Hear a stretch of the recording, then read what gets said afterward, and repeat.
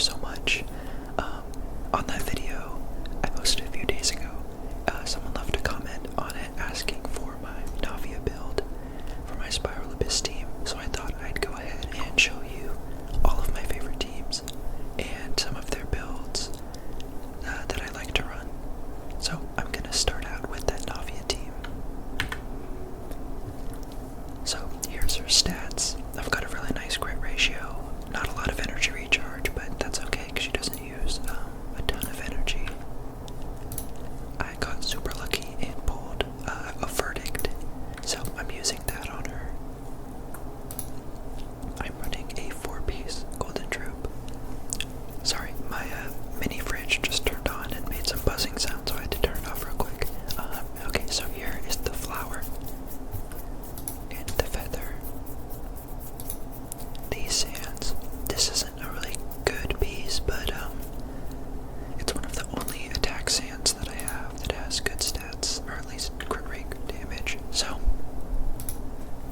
my goblet, I'm running an attack goblet because with the combined damage bonus on her elemental skill, plus Farina, plus her signature weapon, she gets a massive amount of percent damage boost for her elemental skill.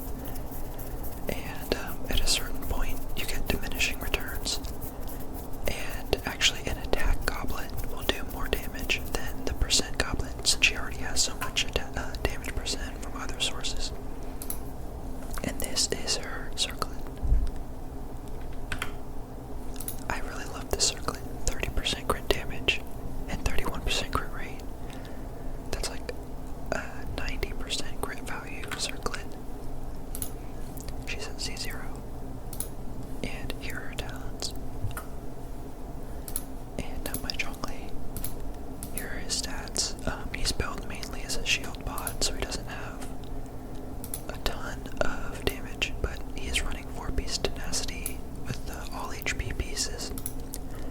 I'm gonna go kind of quick through the basic supports like that, because I mean, all my pieces just have HP on them. There's nothing super special about my Zhongli.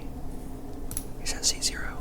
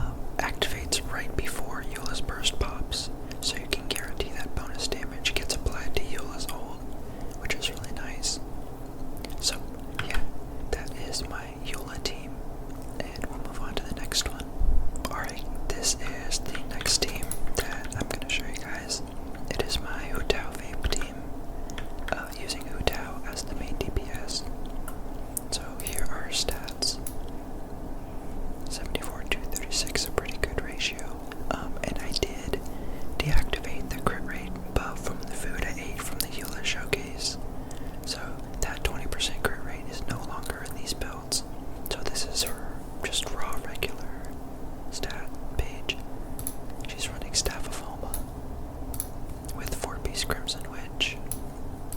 And here's my flower. It's a pretty good flower, I think. Her feather is also really good. You got an elemental mastery sands, pyro damage, goblet, and a crit rate circlet. I am very happy with Utal's build, because I'll go through it again, and as you can see, there are no wasted stats. Utal can use every single stat from all of these artifacts pretty well, which is really cool. I have her at C1, and here's her talent levels. Utal was my OG favorite character, so I've invested quite a bit into her, and I really love her playstyle and character. Next, I've got Farina, the same Farina that I've been using for all my other showcases. Xingqiu, here's his stats.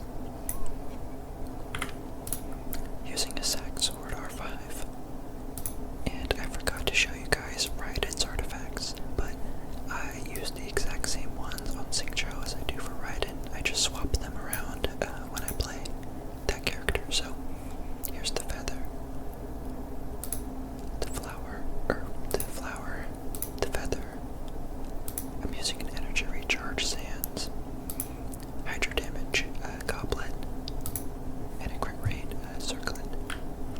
He is at C6. And here are the talents. And then the Bennett is the same as the other showcases as well. So I'll go ahead and do this showcase for you guys. I really love this team. It does so much damage. When it crits, at least. You can see I'm getting 100,000 damage charged attacks in. But it's kind of a bummer I only crit like once or twice there. But yeah, that is my Utal team. Very happy with it. And it does a great job in boss floors, and even in the mob floors with Farina and Xingqiu. So yeah, let's move on to the next team. Alright, this is my next team. It is an Alhaitham carry hyperbloom aggravate spread comp that uses Alhaitham in his spread damage and Raiden Shogun as a hyperbloom sub DPS. So here's my Alhaitham and his stats. Running an R2 Jade Cutter with a 4-piece Gilded Dreams. Here's the feather, or here's the flower. I keep messing that up. The feather. Elemental Mastery Sands. Dendro damage, percent goblet, and a crit damage circlet at C0. And here are the talents. Next I have my Raiden, and her build is switched up a bit. As you can see, I've got 1,000 elemental mastery on her. Running her R5 Dragon's Bane with a 4-piece Gilded Dreams. And I'm maxing out her EM here. So you can see 82 elemental mastery on the flower, 75 on the feather, and then triple EM main stat pieces. She's still C2, but she doesn't really make use of it here because she's hyper blooming. And then the talents again. Next I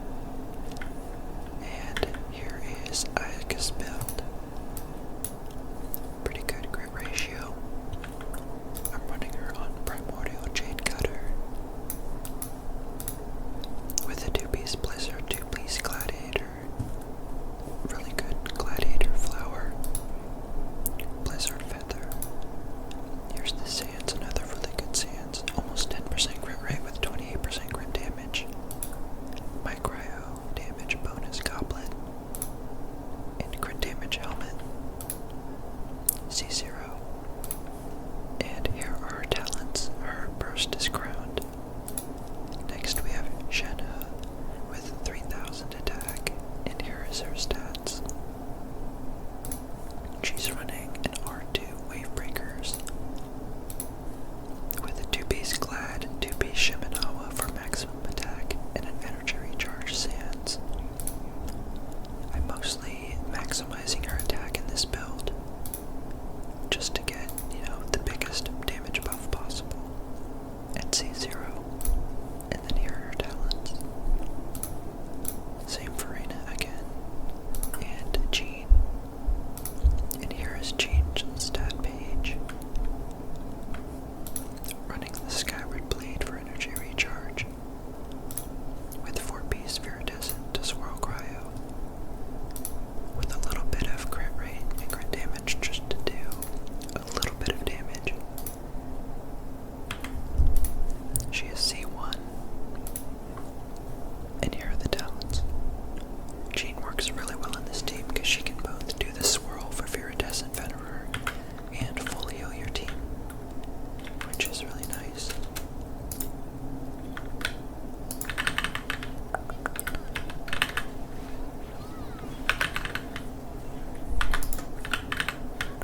So, there goes Ayaka's Burst, doing about 40,000 damage per tick, buffed with Shenna. So, that is this team. Very powerful boss killer, and even good on mob floors as well. So, let's go to the next one. Alright, here's my next team. It's a mono Hydro Kokomi driver team.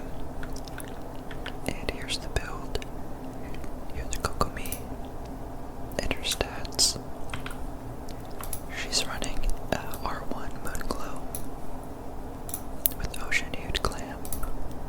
And there's nothing really special about her build here. It's all just kind of as much HP as possible, with a healing bonus circlet to maximize the clam damage. She is C0. And here are her talents. Next we have Xingqiu on the exact same build, but with a bit better of a ratio because I'm running the Jade Cutter on him, and I swapped his headpiece for a crit damage one since we are using the Jade Cutter. He's C6, which really helps in the mono Hydro because his Constellation 2 increases